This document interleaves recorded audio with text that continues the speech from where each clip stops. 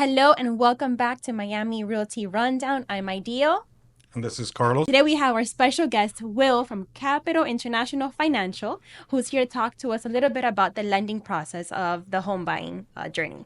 So, Will, before we dive into the depths of a mortgage when you're purchasing a home, let's first get to know you a little bit, right? So what got you started into this lending world? Well, when I was younger, I was dabbling in short sales, pre-foreclosures, things of that nature. And I couldn't find one lender that was honest or transparent. And being in the business, a family and friends would call me and ask, and everybody I recommended never came through right. Yeah. So it made me say, you know what? We need somebody with transparency, somebody clear. And that's what I've done, and I really enjoyed it. And that's one of the reasons I got into this business. Amazing. Okay, now your turn. That's awesome because I don't know. I've dealt with a few mortgage lenders. I've worked with Will many times, and he will be extremely blunt. If it works, it works. If it doesn't, it doesn't. If there's room to do certain things to make the deal happen, he'll find a way. So, which is great, and he answers the phone all the time. A lot of lenders don't answer the phone, especially after hours or on the weekends. Well, I think when people are making the largest purchase of their life, Yep, I agree. they need to be taught or educated on what is going on and what their money is being used for. And you don't want to deceive or be honest with people that are, for the first time, spending $500,000 in their life or borrowing. So I just think it's fair. That's what I would. That's how I would want to be treated, and that's how we treat everybody at Capital. Cool. So now, for someone who's just getting started buying their first home or hasn't bought many homes in the past, what would you say is your role in the process? And if you can kind of tell us what the difference is between a mortgage lender or broker and your typical traditional lending institution. So a broker usually looks for a lender to find the funding, the financing, and the lender itself, like we have the funding, we have the programs. A lot of the brokers will use the programs that we have they could carry through their customers or their clients. So most brokers are always looking for someone that has the financing. That's the biggest difference between a broker and a lender.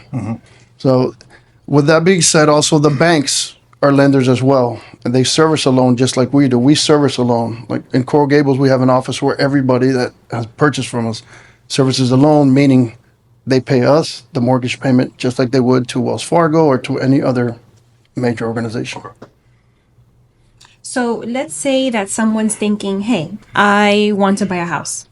What's the first step? Do they call you first? Do they call me? What should they start thinking about doing?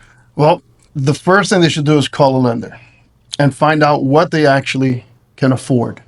Because a lot of misconceptions out there is, oh, we make a lot of money, we could afford a lot. No, that's not true. It all comes down to debt to ratio income. Right, a lot of it, and your credit, and a few other things that are also involved. So when you go to a realtor first, they're going to come back and say, hey, go to a lender, find out what you qualify for. We also encourage people to do it because the new world now out there is the realtors will not see anyone that doesn't have a pre-approval, because you don't want to waste their time, you don't want to waste your time, and we don't want to waste our time. And back to what Carlos was saying, sometimes I'm very honest, very blunt, but I don't want to waste anyone's time. So we actually, hey, this is what it is. And from our company, whether you get approved or denied, there is no email. You get a phone call. And we will give you an explanation as to why you were denied, not just you're denied. A lot of the big institutions, what they do is send you an email that says the possibilities of why you were denied, and it's got 25 bullet points. Right. You don't know which one it is. We call you and say, hey, this is what you need to do. This is what you need to fix in order to qualify for this. Correct. So we try to go the extra step to help out because a lot of people don't know the process and what they're looking for. So that's what we're there for. That's great. So, all right. So let's say a lot of people, obviously, when they're first talking to you, they're looking for what we like to get a pre-approval. But some lenders do pre-qualified. Can you kind of give us an explanation as to what the difference is? Yeah. So pre-qualification is basically they run your credit, and you'll get a lot of letters in the mail, even for automobiles and things like that, where when you're pre-qualified, they basically look at your credit and they say, okay, you got good enough credit to keep going forward. They don't ask for a lot, but a pre-approval, we take the pay stubs, we take W-2s, tax returns, your credit. Right. We actually do a real pre-approval that helps with the process to know that you're really qualified. Because a pre-qualification is just basically knocking on the door. Yes. Yeah, Which is it's why we ask for a pre-approval. We want a pre-approval. And one thing we do different is we go to the underwriter first, they approve it, and then we work it backwards. That way we don't waste time going through the steps below. And once the underwriter tells us this is what you need, we already know that once it gets back to the underwriter, everything is set. Yeah. So the process is quicker and it's a little bit more accurate. Exactly. Which kind of going off on a little tangent. So we actually sent Willie a loan recently for another agent. We were almost at closing. It got extended because we weren't really ready for the loan commitment. You know, I think we've talked about that before, but the underwriter had already sent it back twice because of employment verification. So one of the borrowers finally got their employment verification. We got that resolved, and then the other borrower needed to get their employment verification, and they couldn't get a hold of their employer. And at the 11th hour. Wow. So I told the agent, let's call Willie, see if he can do it. And he picked it up, and we're almost at closing already. I was given a whopping 14 days, by the way. I know. And actually less because of weekends. Yes, true. Which is a good point to bring that you can switch lenders in the middle of a transaction. Like it's okay That to is do that true. too. You can. Yes, yeah. I mean, it's not ideal Correct. because But obviously should it it be can needed? delay things, but it can Should be it done. be needed? It can be done. Yes, it can be done. So let's dive into a little bit interest rates, right? They seem to be the hot topic all over the news. What goes into, I guess, tying an interest rate to a buyer? And like, how can a buyer land a good interest rate? Like, is there anything they can do, if anything, to have a better interest rate than what's generally put out on the news? Well, the interest rates now are pretty much in the sixes. If you're getting anything higher than or in the sevens, you probably need to shop around a little bit more. Your interest rate is dictated mostly by two things: your credit and your debt to income ratio. Those are the two things. I am not an expert as far as the credit part is, but if you keep your credit cards down at 30% of the balance, your credit always stays a little higher, which you need. But your credit is going to dictate a lot. One of the things that credit does is, to give you an example, if you're at 620 credit or at 720 credit, that could be a difference between 1 percentage point and 2 percentage points, which is maybe $200 to $300 Yeah, a month. per loan for the month, right? So your credit is very important, and it's better to have high credit than high money. Yes. Because you can have high money, but you got bad credit, you're going to get that bad interest rate. Okay. So, all right, let's touch upon the different types of loans. So we have fixed rates, adjustables, FHA, conventional. Can you kind of break them up a little bit? So a fixed rate is going to be the same interest rate for the term of the loan, whether it's 10 years, 15, 20, or 30. That fixed rate will not change at all. It'll stay the same. Now, that's for your principal and interest. Your mortgage could still change because you have taxes and insurance that could go up. So this is one part where people get confused. Oh, but I had a fixed rate. Yeah, your rate did not change. Your taxes and insurance have gone up. Right? The best loan to have is a fixed rate because you know what you're always going to have. And on a fixed rate, it could be FHA, it could be conventional, you could use all of the above. So if you go FHA and you do a 3.5% down, it's one of the better loans you could have when you're buying a new home. Fixed rate's going to be there always a little bit lower. Going to conventional, you're going to need 5% down. Now, Minimum, conventional, yeah. So conventional starts at 5. Right now, we're looking at the average is between 5 and 10% people putting money down. A conventional is pretty much always a fixed rate. So you're going to be having the same payment all the time. Right. Principal and interest. Principal and interest will be the same. Again, it's the same as the FHA loans. The one loan that you need to be careful with is the adjustable rate loans. Right? Those change. They're different. There's some that change every 3 years, every 5 years, every 7 years. meaning every year your mortgage payment is going to go up until the last year, then it gets fixed, but you get qualified on the higher interest rate of the three. Okay. So always try to stick to a conventional loan. It's much easier. You're never going to have any surprises. Yeah. A lot of people get screwed on the adjustable. On the adjustable rate, yeah, you don't want it. I don't. The only time I recommend adjustable rates are for investments. Yes. That's it. That's it. Besides that, I will not do an adjustable rate on anyone. Okay. I agree. It's not fair. Okay, so someone's excited to buy, but then they start worrying about their credit score. How much does that number really matter when you're applying for a loan? It matters a lot. Your middle score, your FICO, matters a lot. If you have a 590 credit score, you're pretty much, going to struggle to find someone to give you a loan. The only one that's going to be able to give you a loan, the only program is through FHA, pretty much. Okay.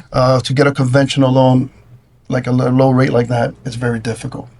So I would always try to keep your middle credit score above 680 to be safe. Perfect. Okay. What about people who don't have perfect credit? People that don't have perfect credit, when they go to a lender, they should ask for a credit simulator run. So what they do is they'll take your credit, we'll look at it, and say, this is what you have to fix to be in the right position to buy. Okay. But just because your credit is not perfect doesn't mean you can't buy a home. Even if it's 590, 610, 615, whatever your credit score is, there's a program. FHA will probably work with you. They'll probably, again, it's not just the interest rate, but your debt to ratio. If your credit is low, but you have a great debt to income ratio, that offsets it sometimes as well. Okay. Okay. So let's see. What are some things that you kind of look at? Job history, income. Is there like a formula or something that you that can help people determine what they qualify for, what they can look at? Well, one thing is a lot of history. So when you have work history, if you go from being a mechanic, right, to a salesperson, that affects you. You want to stay in the same industry. Not being in the same industry, changing over and over, shows inconsistency, and that could affect sometimes the application. The other thing I would say is just keep your credit high. Your credit is really the key to a lot of this. And I know I've said it 3 or 4 times already, but it's really something that you need to focus on, especially for the younger buyers. They're not aware of how much credit comes into play. Right. When you're my age, old, and a dinosaur, I get it. But the young people, like the ones doing the podcast here, they're looking at me laughing. They need to be aware of how much the credit affects everything in their lives. So that's one thing I would say, just make sure your credit stays above board. And how about, there's a lot of talk saying, you need 20% as a down payment. How accurate is that? Now, that's not true. So 20% gets rid of your MI, your mortgage insurance, which could be anywhere between $200 and $300. Now, your MI is pretty much based on your credit as well. A lot of people don't know that. The MI is based on pretty much on your credit. Not solely that, but a lot of it is. So once you're on your credit, if it's high, your MI is going to be a little bit lower. So the 20% is not needed to buy a house, especially now, like South Florida. The 20% on an average home of $650,000. It's a lot of money. It's $130,000. A lot of people don't have it. So right now, it's falling between the 5 and 10% mark. Okay. Most people are putting money down. It's normal. It's not something that it hasn't changed that much, but the 20% down has gone down. People just can't afford to put 20%. Yeah, it makes prices sense. now, I mean, it's like 20% is a big hit. It's a big hit. I mean, you're talking of townhouse is $500,000, $100,000 down. That's without closing costs. Right. That's a big hit for anyone. So if anybody's out there wants to give me $100,000, Sure, bring it. Yeah, but Bring it. it's not necessary. So think about that when you're kind of talking with your family and you're like, we can't afford to buy a house. You can. You just don't need, you really don't need that much. you don't need 20% down. With 5% down, decent credit, you could get a place. Right. How about the people that are self-employed, freelancers, that kind of thing? All right. So that's a good question, because a lot of people think that just because they own their own business that they can, or it's more difficult. Usually they ask for 2 years of tax returns or for you've been in business, and that usually takes care of it. That's what we use instead of like 2 years of tax returns, even if it's W-2. Right. I mean, there's more involved. I'm not going to get into the weeds with it. But there's also programs out there like we have that's only 1 year based on certain criteria. So you don't have to be W-2 to buy a house. Right. Okay. So if they're 1099s, right, where they don't give themselves a W-2, is there a difference? There is a difference, but the 1099 is basically showing what you make through your company. Some people have their companies and they pay themselves as W-2s. Right. However, that W-2, since you own your own company, is not as accurate or cannot be used the same as a W-2 as if you were a W-2. Okay. Right. Because you are the owner. Right. So we would need more paperwork, More verification. more verification. Okay, I get it. So let's say someone's listening right now. They're going to be a first-time home buyer, and they're thinking about buying a home within the next year. What's one good piece of advice you can give them so they can maybe a year in advance start preparing themselves to qualify for the home that they would want to purchase in the next year? Well, one, I would tell them to go to a lender right away and see where they stand so they have groundwork. Correct. Because just to assume that you're going to have something or you're making so much money that you're going to get a home, it's not going to work. So go to a lender, find out where you stand. What they always say is don't overpay for a home. Right? The market is dropping a little bit. There's still people coming in over appraised value trying to pay higher. Oh, wow. There's no need for that right now. You've seen that? Yeah, I've seen it in the last few months. Okay. People are Really? still, yes. Mostly with townhouses, not as much with houses. Oh, yeah, okay. Okay. Makes Okay. sense. More with townhouses than houses. I don't recommend that. I didn't recommend it before. Yeah. But it was the market, that was the only was way to very get a competitive. house. Yeah, and even now, I mean, they're doing it not to the extent as before. Before they were paying $20,000-$30,000 over appraised value. Now they're paying 5, 10. To me, I wouldn't do it anyways. I saw one that paid $100,000 appraised value That's Oh that's my just insane. for a condo on the God. beach. Yeah, that's insane. That was crazy. It was That's crazy. I'm pretty sure they're Wow. regretting it now. yeah. Yeah. Now they are. So, but yeah, I would tell them not to overpay. Set their goals as far as to make sure they have enough money in the bank to cover their down payment and the closing costs, and then have a little bit extra because depending sometimes on the loan that you get, you need reserves. Right. So if it's FHA, you don't need a reserve, but it's conventional, some other types of loan, you're always going to need a few months in reserve. Okay. Okay. Okay. Good to know. Okay, so how do you? So really, you kind of touched upon it already, but how do you see the market now? Do you see it more where people are being able to finance better, or buy in better terms, or what are you seeing on your side? Well, Because we see something different than what you do. yeah. We don't always see eye to eye. No, we don't. So it's funny because this is the first time ever that where you've seen home prices are high and the interest rate is high. Usually it's one or the other. Right. It's a give or take. Well, this is not a give or take. So right now we know that people are waiting for the interest rates to drop. So once they get into that 5 range, you're going to see the market pick up. However, the housing market now is starting to drop as well. Yes. Every time you look on anywhere, all you see is price cut, price cut, price cut. So yeah, in our system, it's like red arrow, red arrow, red arrow. So people are like, wait a second, we're going to hold off. Yeah. Because I've talked to a few people like, we're going to hold off to August. All right. We're going to hold off to September. So they're waiting to see for the interest rates to drop. Really more than anything, even more in the house, because that interest rate dropping 1.5, 2 points, it'll be the difference from buying a $400,000 house to a $500,000 house. Now, I don't know my opinion right now, the way that things are, and really basing it off of the previous market that we just came from. If interest rates drop enough, I think prices are going to increase because now you can afford more house, and the sellers will know that. And they can sit back and be like, okay, I'm going to wait for a better offer.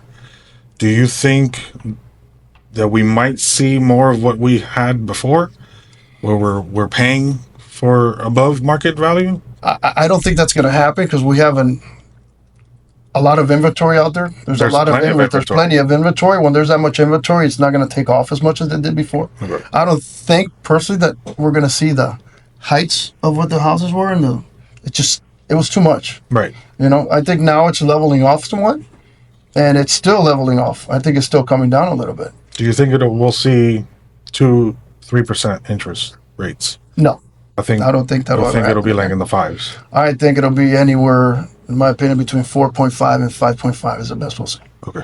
Yeah. I mean, last time it was really low. It was great. I mean, Yeah, yeah. you were getting 3.5s all day long. Yeah. Which is great. I mean, I loved it. Yeah. And I know you guys loved I got it. So, So yeah, I mean, I'm not getting rid of that loan. It's like, well, if you think about it, if your mortgage was going to be $1,800 for the same house, the same townhouse before, the interest rate's doubled. yeah. You're paying $3,600, let's say, for a townhouse that you would have normally paid $1,800 for. That's insane. With not any benefits, really. So then that brings me back to, okay, so if people keep waiting, well, there's no guarantee. Nobody can predict what the market's going to do. I mean, it's difficult. Even the top gurus of the industry can't predict it. So if people keep waiting, even though they can afford it now, if they keep waiting, it could be where they're paying still more. Or, It's possible. right. That's so possible. I don't know about you, or I recommend that if you can do it now, you do it now. And then if it changes and it lowers, then we can always refinance. Well, that's a good point, because when you refinance, one thing people don't realize, usually there's no money coming out of pocket. The only thing that comes out of pocket, basically, when you refinance, is a new appraisal. Okay? So, Carlos brings up a good point. If a house ever does, or the interest rates really do drop that much, then never refinance if it's not at least 1 point difference. Right. Okay. Right? You don't want to refinance if it dropped half a point. That That's a makes no good sense. sense. Makes no Yeah. sense. Okay. Make sure it's at least 1 point. You will have to take no money out of your pocket except the appraisal. That's it. So if anybody else tells you they got to charge you this, you got to come up, it's not true. You don't need to take out money out of your pocket except for the appraisal. Okay. Okay. And as of right now, are there any mistakes you see that people are making that you wish you could warn them about or tell them in advance? One is, if you know you're buying a house, don't go buy furniture. Don't go buy a car. We said that. Don't go load up your credit cards. Yes. Please don't think, oh, I make enough money, this is going to cover it. It doesn't work like that. Go to a lender, find out where you stand, find out if there's room before you go out and start just buying stuff that will affect your purchasing power. Right, because now So- your debt to income ratio has not changes. changed. Yes, changes. Right. And your income might be the same, but now that Yeah. debt way up here. Right. Yeah. So that's one thing. And the other thing that we touched on, do not overpay for a house. There's no need to right now. No, there isn't. There's no Now, need to overpay now for we a can house. actually negotiate, which is a great time to buy. Yeah. Yes. Regardless of the interest rate, it's a good time because you can actually sit down and negotiate with that owner and get something better. Maybe not the price, but you can get maybe concessions, pay your closing costs, drop down the interest rate, whatever it is. But you can actually work as opposed to other markets where you couldn't. Exactly. So, Um, since I'm sure you've done plenty of loans, I'm sure you have interesting stories. Can you think of one in particular that made a good impression on you? I don't know if it was an impression or it was a make me feel good moment, but there was a divorced lady that was in the process of getting a home with 3 children, and in that process, the husband decided to leave. Oh, wow. Oh, okay. So it was very difficult trying to come up with programs, and now she was a little bit short on money. So we found a program that had $5,000 down to help with the closing cost. Okay. And when we got her that, and she was able to find a home, and with these 3 kids, that was heartwarming. Yeah, that was like, man, this felt good. Sometimes we do good things. we do good things, yeah. So that was one of the ones where I was like, I'm not a big crying guy, but I was like, they came to the office, they're saying this and that. I'm like, oh, It's the kids that get us. Yeah, it is. kids got to me. Some people are in, difficult situations, Yeah, and it's they a good sure are. moment. Even when it's the first time, you can, even when it's the first time, it feels good to get those people their first home or that happiness that they receive when they finally close and they get the keys. And Yes. it's a good moment. It's a happy moment, Yep. It sure is. So, all right. So, Willie, thank you for being on our show today. we're going to put your information down below so that if you ever want to get a hold of Willie and get pre-approved, he doesn't do pre-quals. So get pre-approved, and if you're in the market, give him a call. He's great. I vouch for him 100%. And we'll get started on working on the next deal. Oh, and one more thing, I'm open from 9 to 9, 9 a.m. to 9 p.m. Sunday through Sunday. So give me a call. Excellent. Perfect. Mhm. Thank you, Willie. Thank you. Don't guys. forget to subscribe and ring that bell.